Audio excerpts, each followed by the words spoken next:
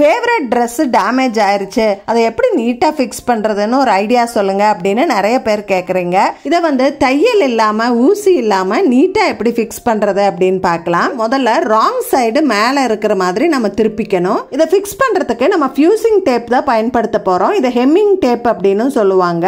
நம்ம 2-3 piece cut பண்ணி எடுத்துக்கலாம். கிழிஞ்சிருக்கிற பகுதி ஒன்னா இருக்கிற மாதிரி சேர்த்து வச்சுட்டு அதுக்கு மேல இந்த ஃபியூசிங் டேப்பை நம்ம இந்த மாதிரி அடுக்கிடலாம்.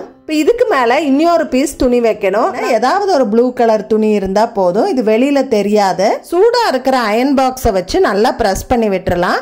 சூடு படும்போது அந்த ஃபியூசிங் டேப் உருகி 2 ஃபேப்ரிக்கையும் ஒன்னு சேர்த்திரும். இது பெர்மனண்டா இப்படியே இருக்கும். துவைச்சா வந்துருமானெல்லாம் யோசிக்க தேவையில்லை. திருப்பி பார்த்தா கிழிஞ்சிருந்த பகுதி சூப்பரா ஒட்டிக்கிச்சு.